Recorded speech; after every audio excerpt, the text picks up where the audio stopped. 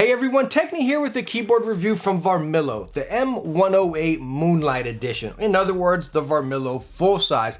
But it's not just going to be a keyboard review. We are going to talk about the keyboard and everything. You all know I love Varmilo keyboards. My main keyboard is actually the Maya Pro. I actually have quite a few Maya Pros. I have 2 more reviews coming up and one other one on pre-order as well. I just love the stinking board. But anyways, besides that, we'll cover the keyboard, but we're also going to talk about the new Varmilo EC V2 Swithces. So what we'll do here real quick is just run over the board and everything, and then we're going to dive deep into the switches here. We'll take them apart, look at the inside, what makes them different. We'll get the sound test. We'll compare it to some Cherry boards, again on a Varmilo board, to Cherry compared to the Varmilo switch, and again just kind of see and feel the difference. And we'll also do the sound test to hear the difference as well. So inside your box you can get a keycap puller, a detachable USB cable. It's a mini USB, kind of a stinker why we're still sticking with that, but whatever. You get some replacement keycaps, and those keycaps, as you can see, they have a little blue line on them. Really cool as far as your caps, num lock and scroll lock. It lets that light shine through. With the stock keycaps, again, you just have that light underglow. So really cool to have that little touch right there. And you also get a quick start manual, your dust cover, and then of course your keyboard. So number one, straight out the box, the first thing that really just drew my attention, again, I have multiple other Varmilo boards, absolutely love them, but the texture of this frame, you have like that wood grain. It just looks so cool. Gives a little bit of depth, a little bit of body to it. It just really looks awesome. I want to get more Varmilo boards with this frame. And talking about frames on this board right here, and heck, every other Varmilo board I've ever used, it is solid. No flex, no creaking, no cranking, no nothing. I mean, it is solid top and bottom. And talking about bottom, you have 5 rubber feet on the board, and then 2 pop-out feet with, again, rubber caps on those as well. This guy does not budge on you at all. Now, getting back to the top of the keyboard here, as you see, we have PBT die-sub keycaps. In the Moonlight Edition, you get this little teal accents there, but again, with Varmilo boards, they have so many different variations and designs and styles. If you've seen any of my other boards with the Maya Pro or any more coming up, again, you just see that they have a lot of different styles to really suit your setup or, again, your style or personality. It's just really cool because you get a little hint of that like customization as well. And I know what some of you are thinking looking at this board. Techne, come on, man, that thing is jumbo. And it is. It is a full-size board, and I still use full-size boards on my work computer. I do not use full-size boards on gaming. I use 65%.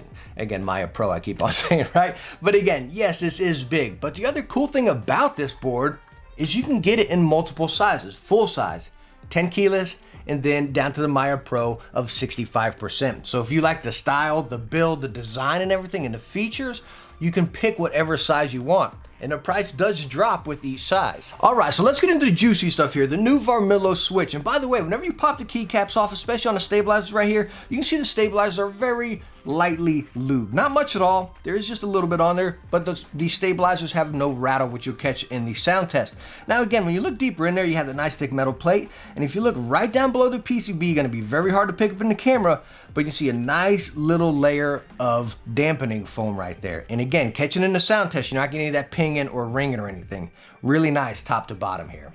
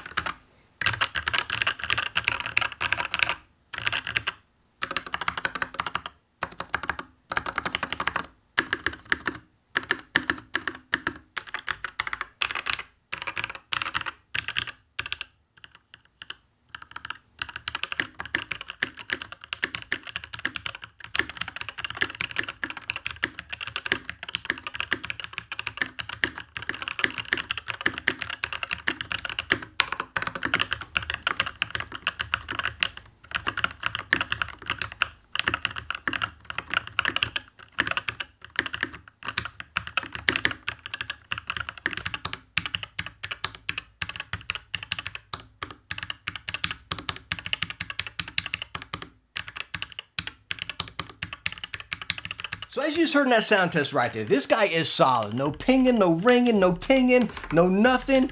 I mean, butter stinking smooth. All right, so let's go on and set the board aside for a little bit and talk about the new Varmilo EC V2 switches. And as you can see up on the screen right here, Varmilo has 4 new switches: the Rose, Sakura, Ivy, and Daisy. And they're also comparing to other cherry switches like the Rose compared to black, the Sakura compared to a red at 45 grams, the Tactile Ivy, which was not in my package, they're comparing to the Cherry Blue, and then they have the Daisy, the 35 grams, which is very light, which I would compare the feeling to those Kale Pinks that we recently reviewed, but again, they're comparing these to different cherry switches. All right, so let's go on and talk about my actual experience. Like, we can talk about numbers all day long, but I want to talk about my experience here. Number one, with the Sakura, the pink one right down here. It is such a nice, smooth switch. They're comparing it to a red, and I honestly would not compare it to red. It's much lighter, much smoother. I'd compare it more or less closer to like a Gateron right here, because it's much lighter. They both say 45 grams, but the red feels much more firm than the Sakura pink right here. Is that because of the smoothness or the spring? I really think it's the spring, because again, the Varmilo switch feels a bit lighter. And you can come on down here to the black, the cherry black with the, what do they call this one over here? The Rose, the Varmilo Rose. 60 grams, 55 grams. The cherry is clearly firmer than the Varmilo over here. This Varmilo, I wouldn't even put it, I'd probably put this one close to a cherry red.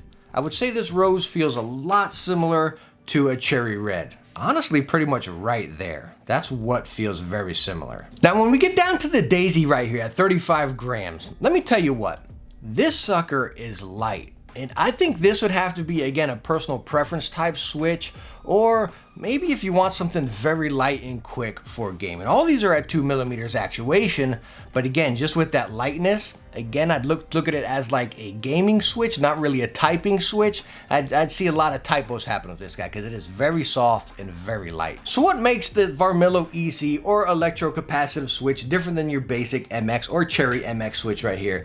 What's the difference is, and we'll take these switches apart to look at them as well, but the Cherry MX has a little bump right there, hits the sensor right there, and then actuates it and makes it active like that. With the electrocapacitive, they just kind of go across and pass each other, if you catch me. So that's what they're saying, you get a little more life, a little more durability of them, because again, you're not getting that friction constantly pressing against them. They kind of pass each other and register right there. All right, so wow, this is my first time taking these apart with you guys right here. I've looked at it all online and kind of, just looked over it and everything, but actually taking these apart and looking into them, you can clear as day see the difference, if of course my camera can pick it up. But on the Cherry MX, as you can see, a little notch right in the middle right there, goes up and down, bam, and that's how it's going to register your switch, kind of going against each other with the friction. On the Varmilo EC, as you can see, there's no friction. It puts it out and then in right there. So it's just touching. Again, you're not getting that friction right there. It's just going to register by that little touch right there. So you can clearly see as far as that friction where you're going to get that wear from. So let's look at it this way. Let's talk again Cherry MX red over here and then a Sakura pink.